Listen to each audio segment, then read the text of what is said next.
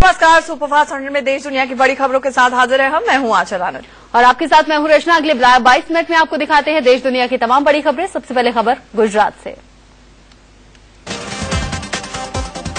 गुजरात के सोमनाथ में मौत के तांडव की हैरान करने वाली लाइव तस्वीरें सामने आई है। यहां गणेश विसर्जन करने आए 5 लोगों की डूबने से मौत हो गई। 5 लोगों में 3 लोग एक ही परिवार के थे। हादसे के बाद पूरे गांव में मातम पसरा हुआ है।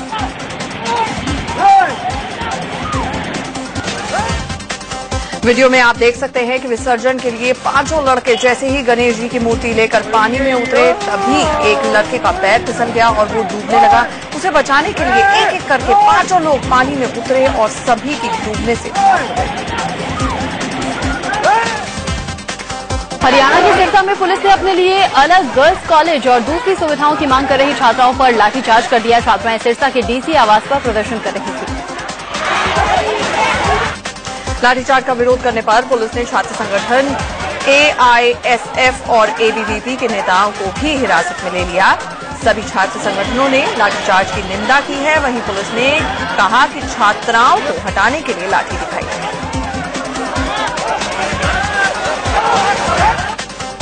राजस्थान के धौलपुर में एक मनचले की जमकर पिटाई हुई। ये युवक राह चलती महिलाओं से छेड़खानी कर रहा था, तभी एक महिला और उसकी सास ने इसे पकड़ लिया और चप्पलों से जमकर पिटाई कर डाली।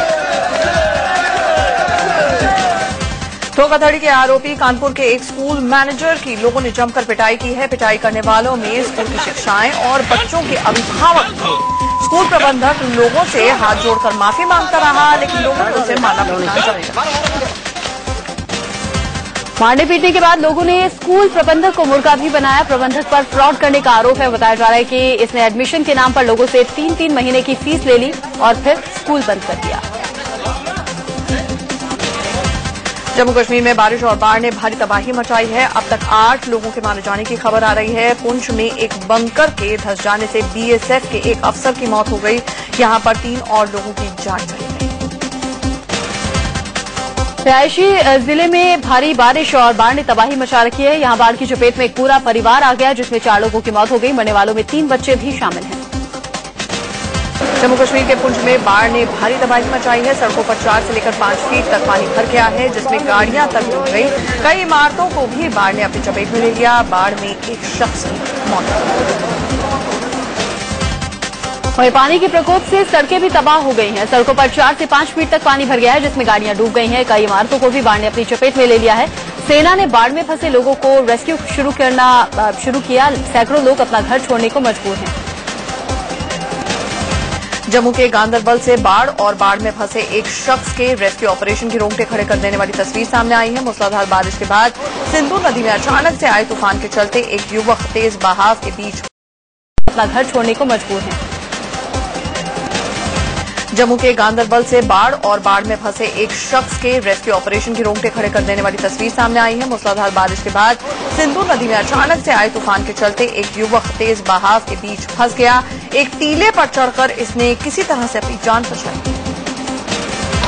युवक के टीले पर फंसे होने की खबर पाकर मौके पर पहुंची रेस्क्यू टीम ने युवक तक रस्सी और लाइफ जैकेट पहुंचाई।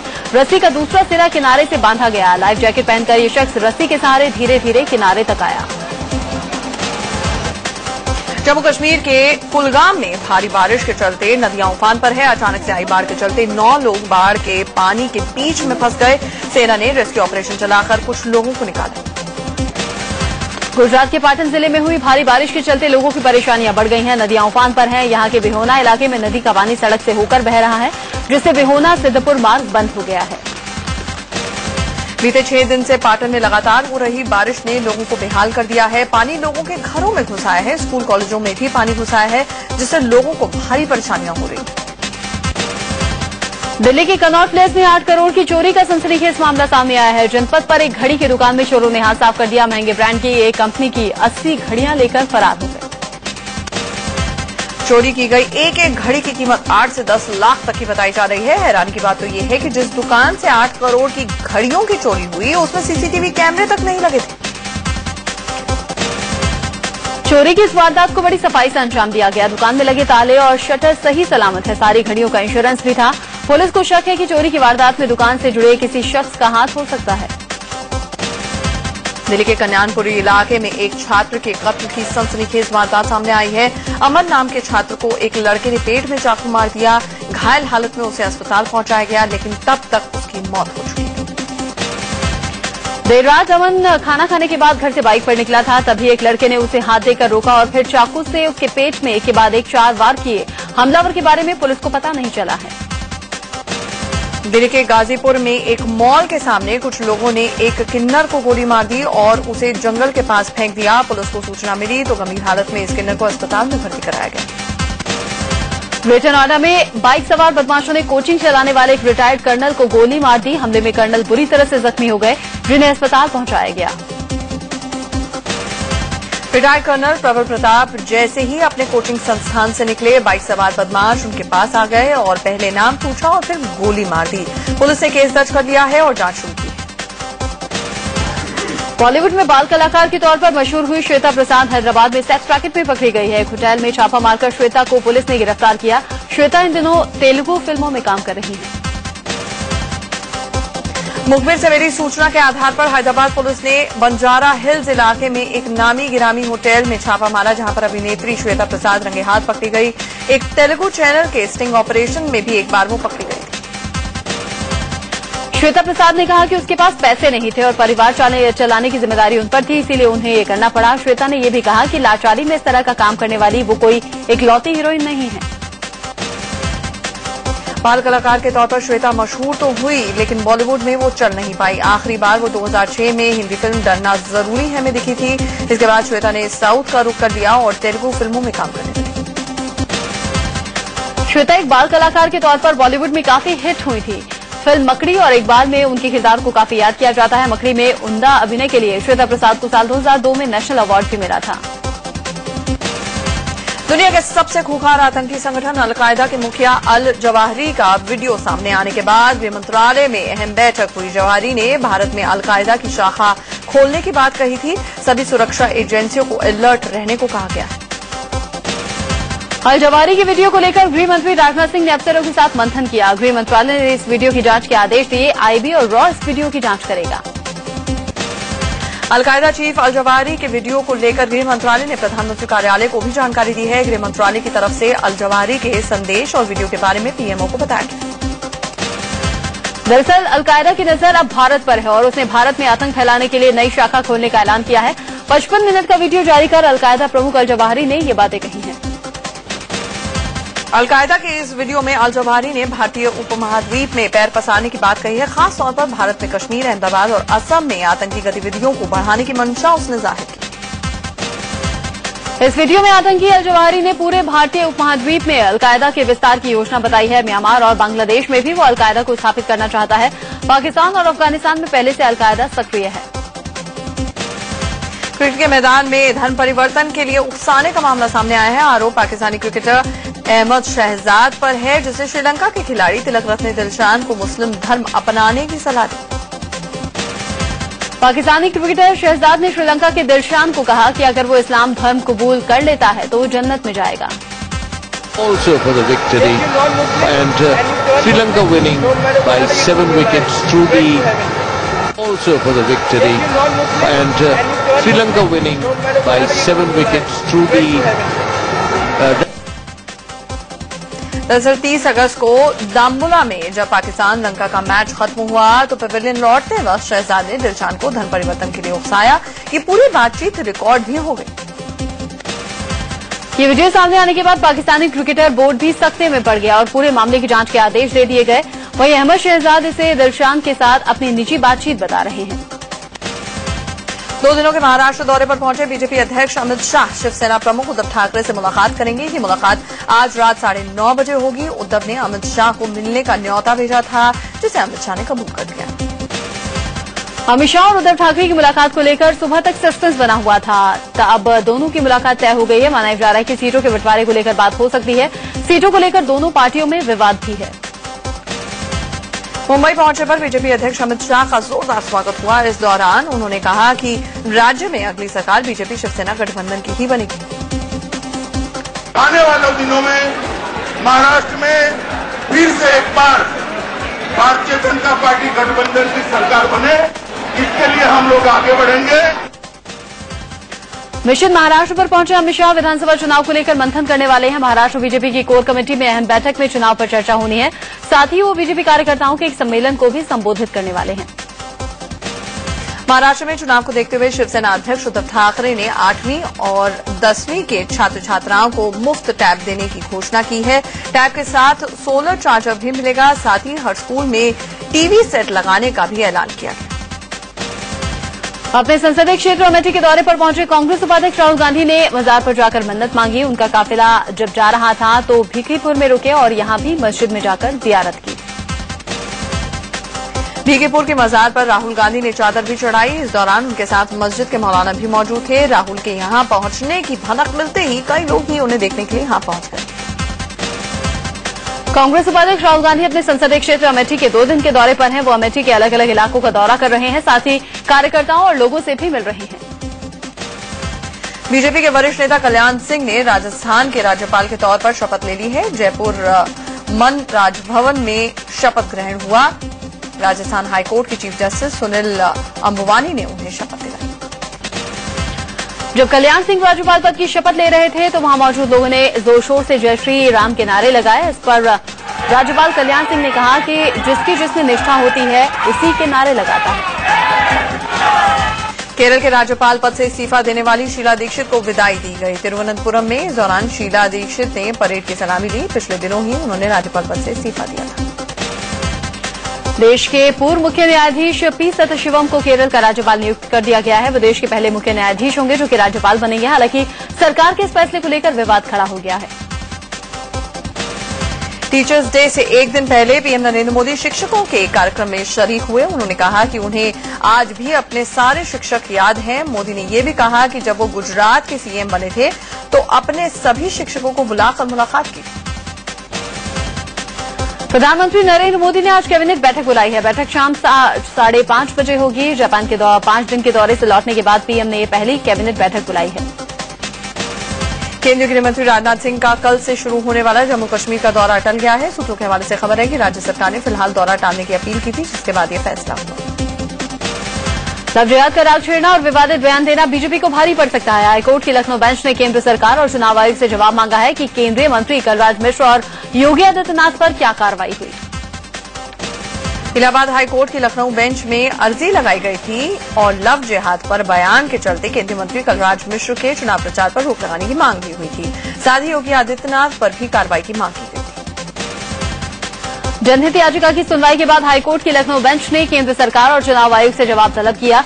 इन्हें 10 दिन के अंदर इस मामले पर जवाब देने के लिए कहा गया है। ऑस्ट्रेलिया के प्रधानमंत्री टोनी एबट 3 दिनों के लिए भारत के दौरे पर हैं और यहां पर पहुंच गए हैं। उनकी योजना भारत के साथ परमाणु समझौते पर हस्ताक्षर करने की है। टोनी एबट ने कहा है कि परमाणु समझौते के बाद ऑस्ट्रेलिया भारत को यूरेनियम बेच सकेगा। मोदी सरकार बनने के बाद एबॉट भारत आने वाले पहले ऐसे पीएम हैं जो कि सार्क देशों से बाहर के राष्ट्राध्यक्ष हैं। भारत यात्रा के दौरान एबॉट पीएम मोदी के साथ अंतर्राष्ट्रीय, क्षेत्रीय और द्विपक्षीय महत्व के मुद्दों पर विचार विमर्श करेंगे। सुप्रीम कोर्ट से सीबीआई डायरेक्टर रंजीत सिन्हा को झटका लगा है। आरोपियों से मुलाकात के मामले में चल रही मीडिया रिपोर्टिंग पर रोक लगाने की रंजीत सिन्हा ने मांग की थी, जिसे सुप्रीम कोर्ट ने खारिज कर दिया। सुनवाई के दौरान सीबीआई डायरेक्टर रंजीत सिन्हा के वकील ने मीडिया रिपोर्टिंग पर आपत्ति जताई है और प्रशांत भूषण और अरविंद केजरीवाल को निशाने पर लेते हुए कहा कि दोनों खुद को कानून से ऊपर मानते हैं। सुप्रीम कोर्ट में इस मामले में अब सोमवार को अगली सुनवाई है। सुप्रीम कोर्ट ने वकील प्रशांत भूषण से कहा है कि हलफनामा और सीलबंद रिपोर्ट देने के लिए वो काम करें। प्रशांत ने ही आरोप लगाया था कि सीबीआई डायरेक्टर आरोपियों से मिले। दरअसल प्रशांत भूषण ने सीबीआई डायरेक्टर रंजीत सिन्हा के घर पर मुलाकात करने वाले लोगों की सूची सुप्रीम कोर्ट को सौंपी थी और कहा था कि वो कई घोटालों के आरोपियों से मिलते रहे हैं। विजिटर डायरी से यह खुलासा हुआ है कि रंजीत सिन्हा ने 15 महीने के कार्यकाल में 50 ऐसे लोगों से मुलाकात की जिनके खिलाफ अदालत में मामले चल रहे हैं। इनमें 2G घोटाले और कोयला घोटाले से जुड़े अहम लोग भी शामिल हैं। सीबीआई डायरेक्टर रंजीत सिन्हा ने अपने ऊपर लगे आरोपों से इनकार कर दिया है और इसे अपनी निजता का हनन बताया है। वहीं आम आदमी पार्टी उनके इस्तीफे की मांग कर रही है। निठारी कांड के मुख्य आरोपी सुरेंद्र कोहली को फांसी की तारीख तय हो गई है। कोहली को 10 सितंबर को फांसी दी जाएगी। सूत्रों के हवाले से खबर यह आ रही है कि विशेष सीबीआई अदालत ने गाजियाबाद की डासा जेल को डेथ वारंट भेज दिया है। राष्ट्रपति ने सुरेंद्र कोहली की दया याचिका खारिज कर दी थी, जिसके बाद उसे फांसी देने की तैयारी शुरू हो गई। चूंकि गाजियाबाद की डासना जेल में फांसी देने का इंतजाम नहीं है, इसीलिए उसे मेरठ जेल में फांसी दी जाएगी। कोहली को 5 मामलों में फांसी की सजा मिली है। हालांकि फांसी का मौजूदा वारंट एक लड़की की हत्या के मामले में मिला है। 2006 में हुए निठारी कांड में निचली अदालत ने कोहली को फांसी की सजा सुनाई।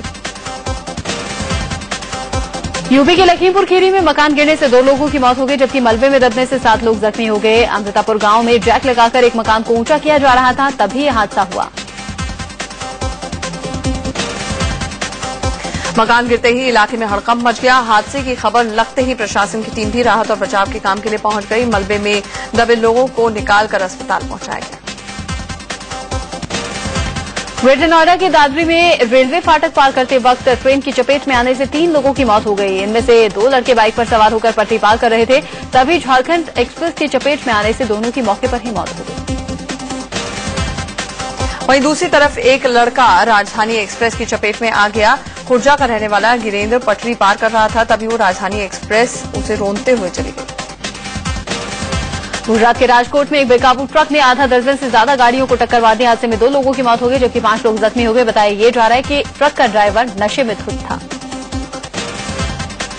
नोएडा में बस और ट्रक की टक्कर में करीब 10 लोग घायल हो गए। हादसा नोएडा सेक्टर 21 चौराहे के पास हुआ। टक्कर इतनी जोरदार थी कि बस और ट्रक दोनों ही पलट गए। मध्य प्रदेश के झाबुआ में नदी में जीप गिरने से जख्मी हुए लोगों को अस्पताल में भर्ती करवाया गया। जीप के नदी में गिरने से 15 लोग पानी में तेज धारा में बह गए, जिन्हें निकाला गया। 2 साल के एक बच्चे की लाश मिली है। मध्य प्रदेश के ग्वालियर से लव जिहाद जैसा मामला सामने आया है। एक तलाकशुदा महिला ने आलिद नाम के शख्स पर पहचान छिपाकर शादी करने का आरोप लगाया है। महिला का यह भी आरोप है कि उसका और उसके 2 बच्चों का जबरन धर्म परिवर्तन करवाया गया। पीड़ित महिला ने मामले की रिपोर्ट दर्ज करवाई। आरोप है कि शिकायत के बाद आदल ने महिला को धमकी देनी शुरू कर दी। इस महिला का यह भी आरोप है कि अब आदल दूसरी शादी करने के चक्कर में है। यूपी के आजमगढ़ में एक जज पर छेड़छाड़ का आरोप लगा है। एक मामले में लड़की का बंद कमरे में जज बयान दे रहे थे, तभी लड़की भागती हुई बाहर आई और जज पर छेड़खानी का आरोप लगा दिया। ये खबर मिलते ही वकीलों ने जज के खिलाफ हंगामा शुरू किया। एमपी के इंदौर में सेंट्रल जेल में एक बार फिर से कैदियों के बीच खूनी संघर्ष में एक कैदी की मौत हो गई। 3 कैदी जख्मी हो गए। वहीं जेल प्रशासन पूरे मामले पर चुप्पी साधे हुए है। जेल में सुरक्षा बढ़ा दी गई है। इलाहाबाद के मेजा में एक शख्स पर एक महिला ने दूध मुंही बच्ची की हत्या का आरोप लगाया है। आरोप यह है कि राजा शुक्ला ने साधना नाम की महिला को अपने खेत में जबरन काम करने के लिए कहा। साधना ने मना किया तो उसकी बच्ची को नहर में फेंक दिया गया।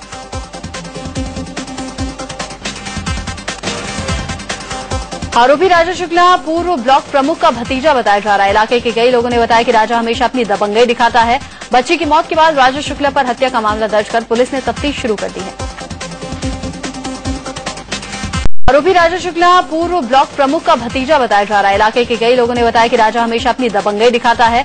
बच्ची की मौत के बाद राजा शुक्ला पर हत्या का मामला दर्ज कर पुलिस ने तफ्तीश शुरू कर दी है। यूपी के बहराइच में पति पत्नी के बीच खूनी संघर्ष में पति की मौत हो गई है, जबकि पत्नी गंभीर रूप से घायल हो गई है। बताया जा रहा है कि नाजायज रिश्ते के शक में दोनों में झगड़ा शुरू हुआ। कानपुर के कल्याणपुर में रैगिंग से परेशान एक छात्र की खुदकुशी का मामला सामने आया है। पॉलिटेक्निक के छात्र हिमांशु की लाश हॉस्टल के कमरे से पंखे से लटकी हुई मिली। हिमांशु के दोस्तों का कहना है कि वो रैगिंग से परेशान था। गुजरात के सूरत में 6ठी क्लास में पढ़ने वाले एक छात्र ने स्कूल में सरदार भगत सिंह पर आधारित नाटक देखने के बाद फांसी लगाकर जान दे दी। हादसे में घर वालों का रो रो कर बुरा हाल है। नाटक में भगत सिंह को फांसी पर झूलते दिखाया गया। बिहार के हाजीपुर में सदर अस्पताल के अंदर एक बच्चे की मौत के बाद महिलाओं ने जमकर हंगामा किया। डिलीवरी के दौरान बच्चे की मौत होने के बाद घर के परिजनों ने अस्पताल के अंदर खूब बवाल किया।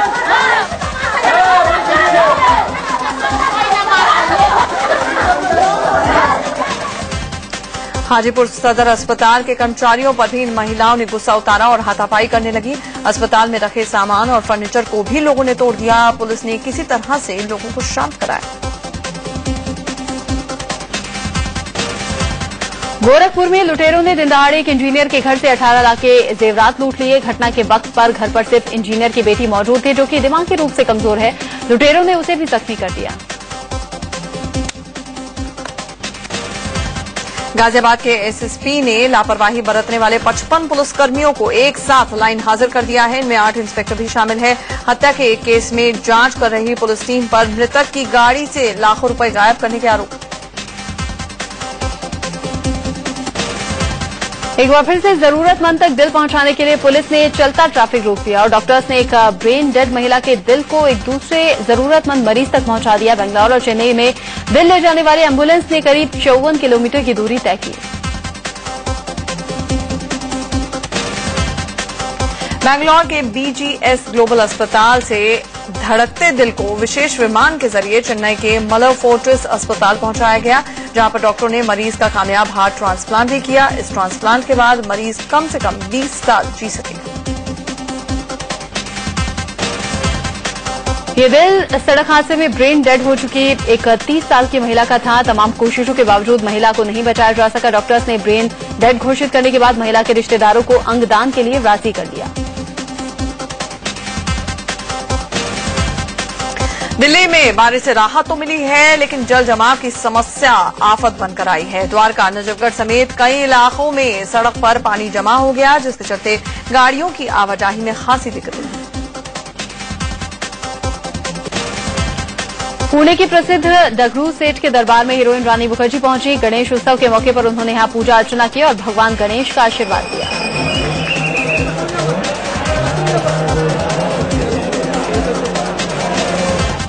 मुंबई में एक महिला केक डिजाइनर ने प्योर चॉकलेट से 28 किलो की गणपति बप्पा की मूर्ति बनाई है। मूर्ति को 65 लीटर दूध में विसर्जित किया जाएगा और फिर वो दूध बच्चों में बांट दिया जाएगा। भारत की स्टार टेनिस खिलाड़ी सानिया मिर्जा के पास यूएस ओपन में 2 खिताब जीतने का मौका है। सानिया मिक्स डबल्स के फाइनल में पहुंच गई हैं। सानिया और ब्रूनो सुआरेज के जोड़ी ने सेमीफाइनल में शानदार जीत दर्ज की।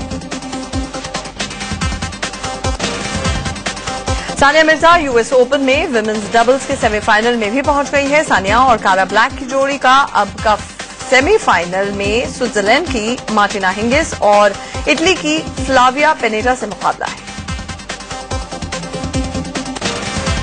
लीबिया में फाइटर प्लेन के क्रैश होने का एक वीडियो सामने आया है। हादसे में पायलट की मौत हो गई। तकनीकी गड़बड़ी के चलते फाइटर प्लेन का बैलेंस बिगड़ गया और नीचे गिरते ही प्लेन में आग लग गई।